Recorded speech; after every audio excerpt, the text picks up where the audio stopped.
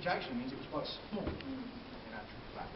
So let me run through the chronology with you, because I know you'll know the basic stuff about Shakespeare quite clearly. Shakespeare's born in 1564, Stratford-upon-Avon, died there 1616. Did you go to Stratford? Yes. You know all that stuff.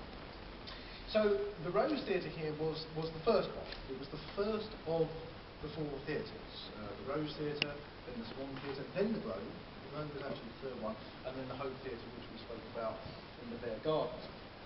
So the Rose Theatre was actually built up here in 1587. Shakespeare would have been 23. Shakespeare's relation to the Rose is obviously very important, but let's just stress that it wasn't just Shakespeare. In fact, Christopher Marlowe had more plays performed here than Shakespeare. So the Jew of Malta, Tamburlaine the Great, and Dr. Faustus were all literally performed down there. But what most scholars regard as Shakespeare's first two plays were performed here, and they are Henry VI Part 1, some of which we should be seeing rehearsed at the Globe, and the other one is Titus Andronicus. They're not two of the more popular or common Shakespeare plays. Titus Andronicus, just because it's insanely violent. I mean, it's actually almost impossible to do without arms and legs being hacked off and tongues being cut out. And it was made into a film actually in 1999 with Anthony Hopkins, which isn't bad. Does anyone here watch South Park? Yes. There's an episode of South Park, it's from a few years ago. Yeah, the episode title is Scott Tenorman Must Die. And Walter Cartman gets his parents and bakes them in a pie and feeds them to him without him knowing, and he eats his own parents, and it's a rip-off from Titus Andronicus. So that's something cheerful for you to go and research, this episode of South Park. There's quite a lot of Shakespeare references to South Park actually. People don't realise, but I won't talk about that because otherwise I'll give you a half-hour lecture on Shakespeare and popular culture. Anyway, Titus Andronicus, South Park, there you go. So yes, 1587, the theatre was built. The man who actually created the Rose, he wasn't actually a theatrical, he was a businessman, he was an entrepreneur. His name was Philip Henslowe. And so he got the Rose built up. The first stage, if I just lose that light for a moment, the first stage was that one. So that was the front of the stage, and probably fairly obvious to you guys.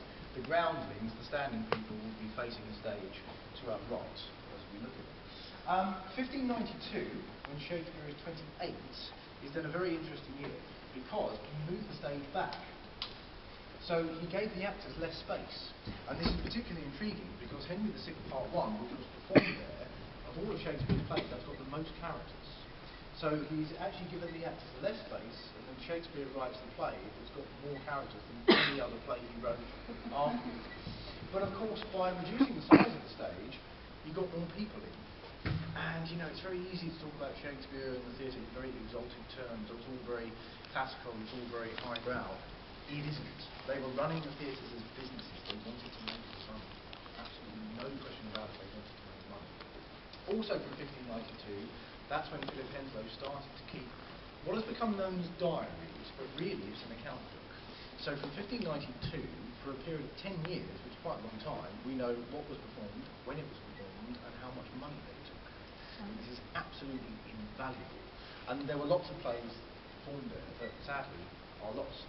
And some of them are on similar themes as well. There was another version of Henry V, for example, which wasn't Shakespeare's, that was performed here. We don't have the play. Ben Jonson, who you'll know is of course writing the tribute to Shakespeare in the first folio, he was paid to write a play called Richard Crookback. That has to be Richard III. It can't possibly be anything else. The play doesn't exist. It's a lost play, which is very, very sad. So lots of plays are simply no longer with us. Very, very sad. But as I say, most scholars kind of regard Henry VI Part 1 or Titus as Shakespeare's first play. So we are then open to the 95% possibility, I would suggest, that Shakespeare's first play was first performed there, where we are. We'll never know that for sure, but there's a very high likelihood, I would say. So this went on extremely successfully. And of course, then the logic was, we had all of the other theatre companies affiliated eventually to different theatres, and they of course wanted their own theatre. So this was such a fantastic design, and it worked so well. They built more theatres, the Swan, the Globe, and of course they built them bigger. So they accommodated much more people. You could put this into the Globe twice, actually. Maybe even a bit more than twice. Maybe twice. So significantly more people.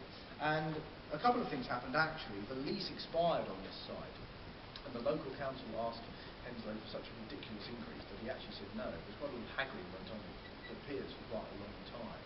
But the lease expired, and that was kind of it. It was never renewed. The other theatres, as I say, were bigger, so they out-succeeded the Rose to a degree. And it was just taken down, one imagines, piece by piece, because the actual materials would have belonged to Henslowe himself. And being the astute businessman that he was, it's highly, highly likely that he would have actually sold the timbers on, or indeed used them somewhere else in something that he himself was constructing. So in terms of what happened to the Rose then, well, pretty much nothing from what we can tell. It just went back to being marshland or grassland or orchards and things like that. In the 1700s it was tenements, it was kind of like cheap housing. And then you kind of really go forward, again, bomb site, Second World War. This specifically was a bomb site. In the 1950s after the war, there were no excavations at all. None, nothing. Probably wasn't the money, people, to be honest, probably weren't interested. And then from the 1950s until the 1980s, there was an office block here. And then it was when that was demolished in 1988 that the archaeologists from the Museum of London came in and they started digging around. And they said, well, we found the foundations of the stage, we found the outer wall, we found the inner wall, and some of the photographs on the information walls, which you'll have a look at in a moment, have got photos of the excavations. So enough money was raised that all of these kind of huge foundations, which you can see here, which are the equivalent of what holds up bridges going over the river, all of these could be installed. And the building that was supposed to be directly on top of us, so in other words, this would have been gone forever, the building that's now above has been built above rather than directly on top of. The thing is, the archaeology didn't finish. Have any of you been to the Museum of London? Not yet. We will go, but we Oh, you are going? Yeah. Are you? Brilliant. Because in the Museum of London, there's, in a glass cabinet, there's a scale replica of the Rose, and the things that were found in this dig are in there. We don't actually have the facility to hold them here because there are certain conditions these things have to be kept in. So money pots, knives, forks, coins, bear's tooth. Well, it sounds weird, I know. But they may have done bear fighting in the theatres as well as the specific bear fighting pits. And if you do go to the Museum of London, you'll see the stuff that was found here, unless it's been loaned everywhere. I'm not aware that it has been, but it'll be there. So the stuff that was found here is in there, but there wasn't enough time and money to dig here. So that's been dug. This has not. And this is where we still perform. So we actually have performances here, quite clearly. You are the audience, you see. We've got 50 seats here. So tonight is Macbeth. What date do you go back, actually? When do you go home? August 3rd, okay, because Midsummer Night's Dream is here on the 1st and the 2nd of August as well. So the actors perform here, right in front of you. We don't know what's underneath here. So in terms of the archaeology of Shakespeare, this is all a bit Indiana Jones. We don't know what's underneath it. And it's our hope in the very near future, maybe even as soon as next year actually, because we've been given what's called a development grant by the British National Lottery. And we have to just acquire, I should say, a few more funds. We're hoping to be able to dig this, so we don't know what's under it. It could actually be something extremely interesting. Maybe nothing interesting at all, but I don't really believe that. I think there must be something under here of interest. And so for the last few years, and indeed certainly for the next year or so, we have actors, all professional actors. I work here as well, actually, from time to time. And yeah, we run shows from February to November, actually. Longer than Globe. It's very not as many seats. No toilets here, no heating. At this time of year, you wouldn't notice a thing, but actually it can get a little bit cold. It's got that kind of church kind of atmosphere to it. You can probably feel. In America, and indeed in Canada, Australia, New Zealand, every other English-speaking country other than England, you all tend to read more Shakespeare in the education system. What Shakespeare plays have you read? Just kind of throw them at me. Romeo and Juliet, Midsummer Night's Dream, The Tempest, Macbeth.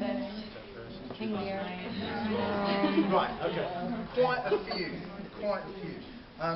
Shakespeare's seen as very English a lot of the time. People have actually said to me, Shakespeare is the greatest thing that England's ever produced. If they don't say Shakespeare, they say the Beatles. It's only one of those two things. But actually Shakespeare was very cosmopolitan. 14 of Shakespeare's plays are Italian stories. Romeo and Juliet was already a story. It already existed, in fact. Someone mentioned The Taming of the Shrew. The induction from The Taming of the Shrew. Who read The Taming of the Shrew? Sorry. Yeah. You know the induction, in the very first bit that very often gets cut, actually. It certainly gets cut in Zeffirelli's movie from a few years ago. The induction's quite intriguing, but that actually comes from the Arabian Nights. That idea is actually taken from classical literature, in fact. The Roman plays are fairly clear. Julius Caesar, Antony, and Cleopatra, the one that was done here, Titus and Andronicus, they are amalgamations in some cases of Roman history, and in the case of Julius Caesar, documented historical fact. So Italy's really important. A lot of Italian literature is the basis for a lot of the comedies, and that's why they're located where they are, because Shakespeare has taken them from the source material. That is not to say, that is not to say that Shakespeare actually didn't also do his own research. Because of the River Thames, you have people from everywhere. So the first documentation of the globe is actually written in German by a traveller from Switzerland. When you read it, it's nearly always been translated into English, but originally it was a German language document. Who read Twelfth Night?